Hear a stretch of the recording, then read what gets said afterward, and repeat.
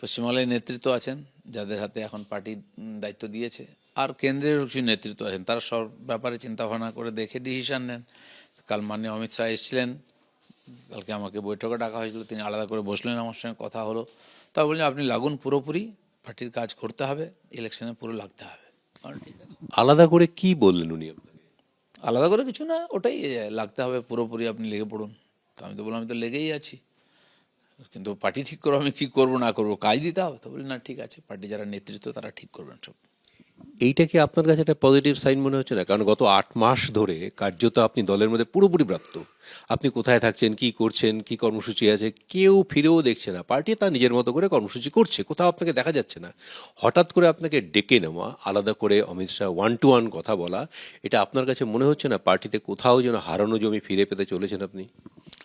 দেখুন, পার্টিতে আমি ছিলাম, আমরা একটা হাতিয়ার পার্টি, পার্টি যখন মনে করে যাকে ইউজ করে, তো পার্টির মনে হয়েছে যে দরকার আছে সবাইকে, আর ইলেকশন তো সমস্ত শক্তিকে একত্রিত করে লড়াই করতে হবে। তো যাদের, খালি আমি নয়, এরকম আমার মতো লক্ষ লক্ষ কার্যকর্তা পশ্চিমবাংলায় আছেন যারা গত 10 বছর ধরে পার্টির যে উত্থান, তাদের সম্পূর্ণ যোগদান আছে। কাউকে সামনে থাকতে হয়, কিন্তু বাকি পার্টির সবাই তো লড়াই করে, তার ফলে আমরা রেজাল্ট পেয়েছি।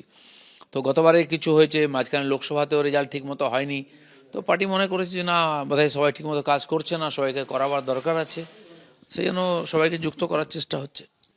কি ভূমিকা নিতে চান, আপনি পছন্দ করেন? এখন তো নির্বাচন, নির্বাচনে যা কাজ হতে পারে নিচের থেকে উপরে, নির্বাচন লড়া থেকে লড়ানো, সব কিছু করতে হবে। এখন দায়িত্ব দেওয়া হয়েছে এখনো পর্যন্ত? না, এখনো আমি যাচ্ছি, আজকে মাননীয় রাজ্যসভা দক্ষিণবঙ্গের কথা বলবো, আর কেন্দ্রীয় নেতারাও কথা বলবেন, কি ঠিক হবে সেটা পরে ঠিক হবে। আজকে আপনার রাজ্য সভাপতির সঙ্গে বৈঠক, হ্যাঁ, পার্টি অফিসে ওনার সঙ্গে বসবো। তারপরে ভবিষ্যৎ নির্ধারণ হবে আপনি কিভাবে কাজটা করবেন। হ্যাঁ, কিন্তু আপনি বিধানসভা নির্বাচনে লড়াই করতে চান এবার?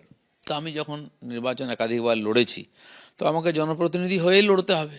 যদি আমি নির্বাচন না লড়তাম মোটেও, তাহলে আমার প্রশ্ন ছিল না, তখন আমাকে বলা হয়েছিল লড়তে, যতবার আমাকে আদেশ দেওয়া হয়েছে আমি লড়েছি।